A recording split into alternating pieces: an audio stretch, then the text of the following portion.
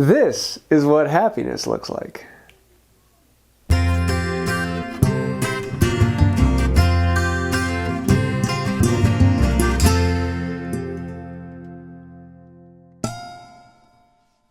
Hey y'all, I'm James Wright, and welcome to my shop. Last week we built a saw till, and I have that video up on my site, but this week we are working on a plane till, and I am in love with this thing. If you do want to build along, I do have plans on my website, so I'll leave a link to those down below. It's a fairly simple setup. It's designed to be flat to the wall, so it's not sticking out as far as one that's at an angle. They're held in place with a clip system, a divider here that has a hook that holds onto the toe, and the bottom here actually has basically like a French cleat, so that the bottom is forced in against the side. This way at any time I can very quickly pick them up and put them back, and they're held in fairly secure, so they're not going to be falling out. They're not going to be something I can easily bump out. I really like the system, and it's just nice to have. When I'm working at the bench, I can turn around, grab something, use it, and when I'm done with it, I can just put it right back rather than having it clutter up my bench. So it's a very simple system, and I'd like to show you how to build it, and you're probably wanting me to stop talking, so let's dive into that. So this is going to be very unmuch like me. I'm going to start by planning. I know this is a crazy idea, but we're going to figure this thing out. So we're going to actually use the tape measure and mark out all of the measurements and how long these are, how wide each of these grooves need to be, so I have a system of how to actually hold these in place. For the main panel of the plane till, I'm going to be using this large piece of white oak.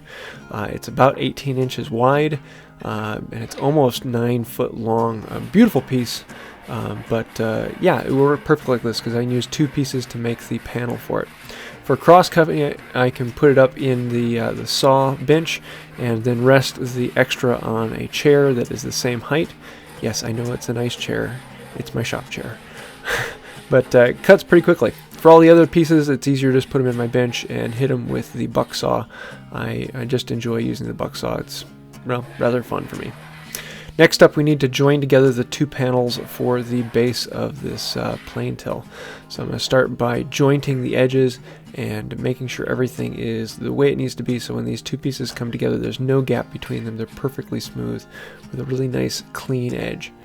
Then we can put some glue on them and clamp them up, making sure a little bit of glue squeezes out in between each one when they're actually clamped up. That way I know that there is a good solid contact between them all the way across. After that, we can start flattening, and much like flattening a bench, it's just a large panel. Although if this panel were much wider, I would have to do half of it from one side, then go around from the other side and do the other half over there.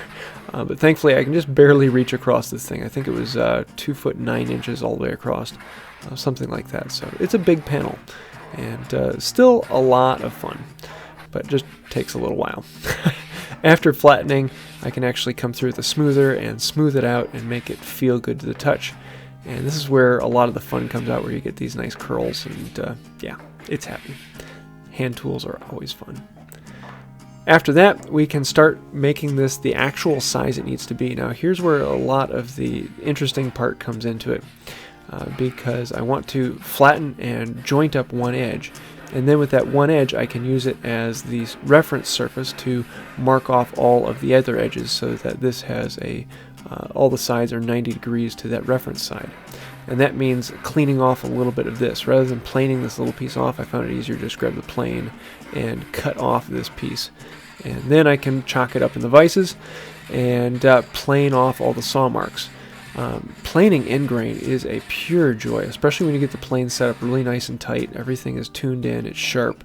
You get these really beautiful curls, and you get full length, full width shavings of end grain. I don't have anything supporting the grain on the end, but that's because I'm going to be ripping that off in a minute. And that's the 3rd and 4th sides are going to be taken care of just the same way. And once all that's done, then I can make these 1/4 by 1/4 strips. There can be little strips that separate each of the planes. So I have this stock of white oak that's a 1/4 inch thick that I got from, I think I got it on Craigslist. And I decided to rip those down and then plane them to size. But right around here I realized I have to cut 9 of these. Let's do this. Oh, wow, that was easy. Thankfully the store carries 1/4 by 1/4 sticks. Now we need to create grooves to put these sticks into the base itself. I'll clamp up a fence running all the way along it, at the right point, make a marking line all the way along that, and then I'll put the stick in against that and then use that stick as the new fence to create the other side of the groove. That way I have two lines perfectly parallel at a 1/4 inch apart. Keeping the fence in place, then I can come in with a saw and cut down to the 1/8 inch depth. Once I cut all the way down on this, it really only takes 4 or 5 passes or so to get down to that depth, so it goes fairly quickly. Once I get this side, then I move the fence over to the second line that I created and then cut in a second groove with the saw there. Once I have both grooves cut in with the saw, then I can come in and remove the waste in between. You can do it fairly easily with a chisel, but I prefer to use the router plane, as it's a fun tool.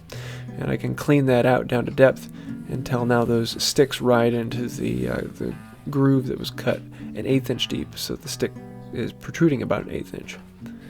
Once that was done, I decided to do it a little bit differently for the rest of them and use my Stanley 55. You could also do this with a 45. I'm using the second skate as a fence, and basically allowing that skate to ride along the previous stick, so that every groove I can set a specific distance from the last stick over, and then groove out a 1/4 inch groove, 1/8 inch deep with the depth stop on it. And this is a lot of fun. I wish there were more grooves, because this was enjoyable. I could do this all day long and be very happy. Once I have all those grooves cut, then I want to put the sides onto this panel. The sides will just provide a little bit more rigidity, but they also stop the planes from sliding off the side of the plane till. And a little bit of glue, and voila, they're on. Next up, I want to work on the French cleats. Much like making the French cleats on the wall, which if you haven't seen that video, I do have that up. I'm just going to be planing them down instead of cutting them with a plane, putting a bit of an angle on them all the way across. And I'm making sure that this angle matches the angle of the cleats I have on the wall already. This way they fit together. And here I have a block left over from those cleats to make sure it's the right angle. With the 2 cleats on the wall, I actually want to screw them on here because they're going to be going cross-grain to the panel. So the center screw is nice and tight. It's the right hole for pre-drilling a screw. But the screws on the outside, I'm making them much larger so that when the screw goes through the hole, there's about an 1/8 inch slop. Small enough so that the head still doesn't sink in, but big enough so that the screw can move around. Then I'll put the French cleat onto the back of the base and run in the screws. This way the expansion and contraction on the base will allow the movement in those screws, so that I'm not splitting it apart. Kind of like how a breadboard end fits. I'm going to do the same thing with the baseboard that runs along the bottom, and this is what all of the planes will sit on. It's basically a French cleat in itself, and screwing it in place. Once I have that base on, I can put in all of the sticks into their grooves with a little bit of glue to hold them in place, nice and tight, and I'm really happy. This was another very fun thing, getting these sticks to fit in and work well. The last piece I need to make are the little dividers that hold in the top of each toe on the panel, and then they also have basically a little French cleat above if you want to put another plane above it to hold the next one. So rather than cutting all these little pieces, I decided to basically mill up a stick that is the right cross section, and then cut all of the pieces out of this stick. And here you can see the cross section is basically a 1/2 inch rabbet running all the way along it, and then on the top side there is an 1/8 inch angle for kind of like a French cleat. I cut all those to length, and then I can clean up all the corners by putting a plane in the vise upside down. It just makes it very quick to run over each corner, take all the burrs off, and make them really nice and pretty and ready to go up. The last step I need to do to them is drilling out a hole through the center of each one, and this will allow me to put a screw in and hold them at the appropriate height on the main panel. After that, it's on to finish, and if you know me, I love boiled linseed oil. These little blocks were kind of fun. I could dip them in and then wipe off the excess and let them sit up, let them dry for a little while before wiping off anything that was left on them. Fairly quick and easy. For the main surface, it's just more boiled linseed oil. Let it sit for a few minutes and then wipe it off, add a second coat, and then paste wax on top of that. I have a whole video showing my process on that if you want to see that as well, but it's a finish that I love for my hand tools. The last step is actually installing all of the planes and putting the blocks at the right height to hold them in. So I'm putting the heel of the plane on the bottom rail, which is basically like a French cleat. And then I can put that block in, and if I push it in place, sometimes it'll stick, but most of the time I'll have a mark so that I know where to put that screw. Then I can come in with the brace and drive in that screw into place and make it all fit. And just one after another, I keep those going until all the blocks are in place. And the planes actually go in and out very easily. I really like how the system comes out. The toe clicks in, and then gravity holds them in place. Gravity is trying to keep them held back to the board, and it's a fairly slick system. All told, I am really happy. I have a lot more space where I can put more planes on here, and yeah, so let's go shopping. More planes makes me very happy. And voila, I am extremely happy. I did, with both of these, I actually ended up designing them completely from the beginning. It's not something I normally do. Normally I just jump into the project and build it and then pump out the design afterwards. But this one I actually went through and figured it all out and put the designs together, put the plans together, and then I built them from the very same plans that are on my website now. And I really like how that came out. I'm going to try and do that more often. I've had a lot more people asking for those plans, so that system seems to work fairly well. I'm really liking how this is coming out. It's a really simple system. Anytime I can just grab a plane, go to town, and then come back here, hang it up, and it's in place. It's not something I'm worrying about.